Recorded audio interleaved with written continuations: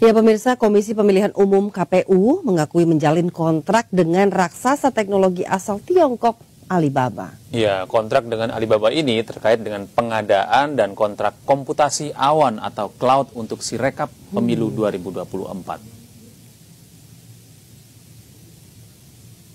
Pengakuan KPU terkait kerjasama dengan Alibaba terungkap dalam sidang lanjutan sengketa informasi antara Yayasan Advokasi Hak Konstitusional atau Yakin dan KPU di Kantor Komisi Informasi Pusat atau KIP pada 13 Maret 2024 di Jakarta. Perwakilan KPU, Lukman Hakim, mengakui adanya kontrak pengadaan yang dilakukan KPU dengan Alibaba. Hal itu disampaikan saat Lukman menjawab pertanyaan Ketua Majelis KIP Syawaludin. Diketahui kontrak antara KPU dan Alibaba merupakan salah satu informasi yang sebelumnya dimohonkan oleh pihak Yakin ke KPU untuk dibuka ke publik. Namun karena KPU tidak memberi jawaban yang memuaskan, pihak Yakin akhirnya menyengketakan KPU ke KIP.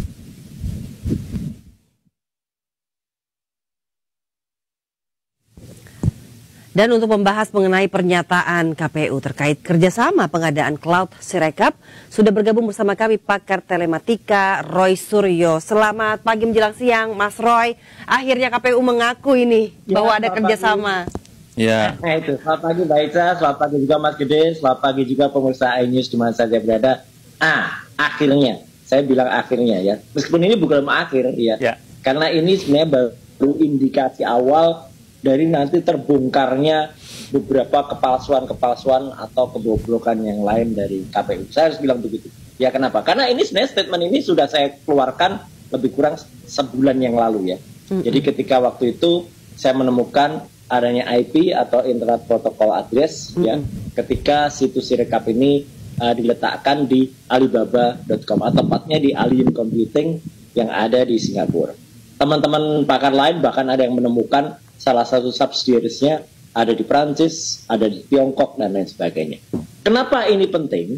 Karena ini sebenarnya adalah merupakan pelanggaran dari Undang-Undang Perlindungan Data Pribadi nomor 27 tahun 2022. Yang meskipun bisa saja dia berkilah undang-undang itu baru berlaku tahun ini ya, karena 2 tahun setelah diundangkan tahun 2022 yang lalu itu baru sekarang.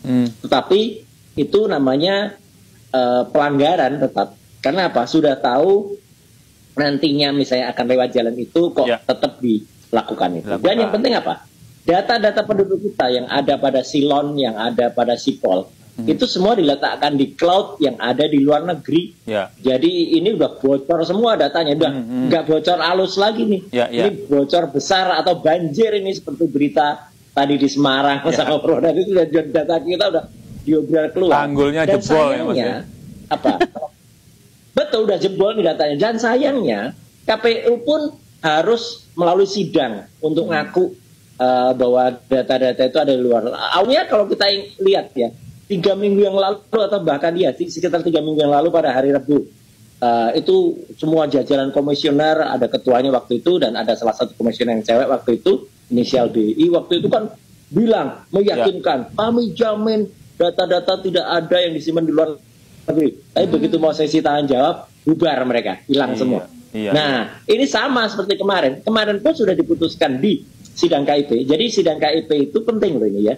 KIP itu adalah amanah dari Undang-Undang Keterbukaan Informasi Publik nomor 14 tahun 2008. Dulu kebetulan saya ikut serta membuatnya, bahkan sebelum saya jadi anggota DPR tahun 2009 waktu itu. Ya, jadi undang-undangnya tahun 2008. Saya mulai membahas itu dengan Undang-Undang ITE, itu versi pertama, nomor 11 tahun 2008, itu semenjak tahun 2000-an. Undang-undang itu gunanya apa? Kalau ada informasi-informasi yang seharusnya dibuka ke publik seperti saat ini, ya harus dibuka. Kalau tidak, mereka melakukan pelanggaran. Meskipun mungkin pelanggarannya ada yang sederhana, ada yang administratif, tapi ada juga yang pidana. Ini termasuk pelanggaran yang efeknya bisa pidana, apalagi sekarang sudah ada undang-undang lain di belakangnya, yaitu Undang-Undang Perlindungan Data Pribadi. Jadi ini gak sederhana Mas Gede.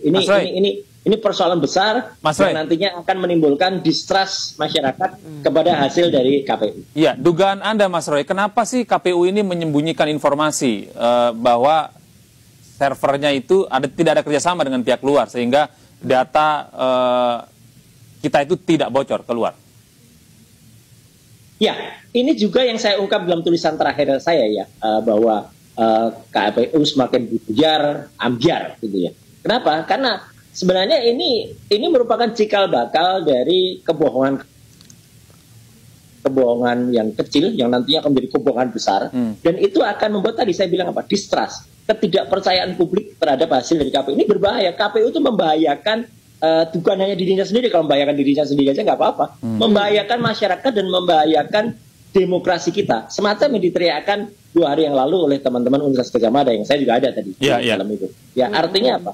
Artinya adalah bahwa hasil dari pemilu nanti itu sangat bisa, saya tidak menakut-nakuti, sangat bisa tidak dipercaya oleh masyarakat. Karena apa? Karena awal mereka meletakkan atau kerjasama sistemnya saja udah nggak benar. Awalnya padahal bagus banget loh. Awalnya ini tahun 2021 ada MOU antara KPU dengan salah satu kampus besar ternama di Bandung ya.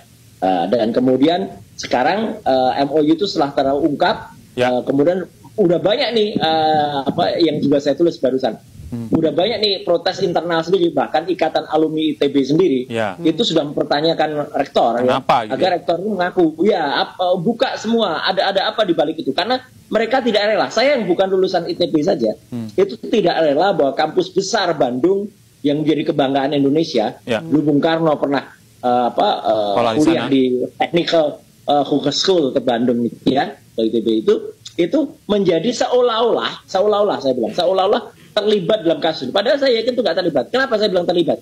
Kalau kita ikuti diskusi-diskusi di iNews, di Sindo, di MNC dan sebagainya, kan sering banget ada hal teknis, misalnya partai yang tiba-tiba ada yang partai tertentu yang melonjak besar, ada partai lain yang dikurangi suaranya, ada hilang Mas Gede dan juga Mbak Ica. Itu kan hal kayak gitu secara teknis itu nggak mungkin terjadi gitu loh. Itu nggak mungkin karena mesin itu is a machine. Machine is a machine.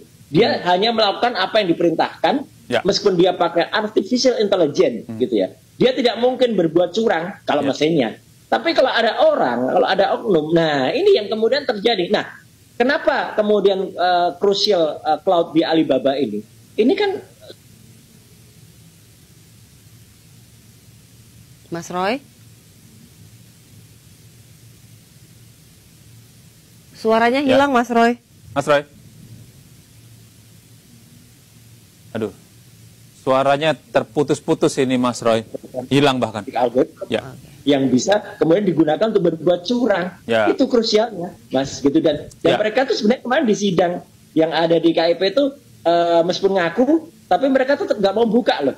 Iya, gitu. Gamblang begitu ya, Mas Roy ya. Mungkin ini terakhir, Mas Roy. Dengan adanya fakta yang disampaikan di persidangan bahwa memang ada kerjasama dengan server luar, dalam hal ini Alibaba begitu ya. Atau Alibaba. Kemudian apa dampaknya terhadap pemilu kita di tahun 2024 ini, dan ketika nanti ada pemenangnya sudah secara legitimate ada begitu ya. Apa nih dampaknya nih, Mas Roy? Dampak saya khawatir ya, siapapun yang menang atau siapapun yang kalah itu akan bisa menggugat, dan gugatannya bukan hanya kemudian bisa diputuskan di MK ya, tapi ini bisa gugatan internasional. Bahkan bahwa ada campur tangan asing di dalam hasil pemilu kita. Mungkin orang bertanya, oh masa bisa sejauh itu? Iya, karena apa? Karena meskipun hasil dari Sirekap ini adalah hasil yang tidak officially digunakan, karena yang digunakan adalah hasil perhitungan manual berjenjang, tapi sekarang masalahnya siapa yang bisa kontrol, Mas Gede, manual berjenjang? Karena manual berjenjangnya itu tidak bisa kita monitor lebih dari 8 hari sekarang. Sudah mati 8 hari Sirekap ini. Kalau dulu kita bisa kontrol manual berjenjang itu sudah 65%, dan terakhir ketika ada ribut-ribut satu partai yang partai salah input itu, partai yang tiba-tiba angkanya naik itu. Partai salah input ya. Kita nggak tahu lagi. Berapa persen posisi partai salah input itu. Ya kan gitu. Kan itu kan bisa tiba-tiba sudah di atas parliamentary threshold. Nah, udah ini akan sangat membuka peluang, dan tidak boleh kemudian nanti MK menolak laporan yang gugatan yang jauh lebih besar daripada hal yang seharusnya. Kenapa? Ini jelas kalau sudah ada intervensi asing Saya sebut sudah ada intervensi asing semacam ini.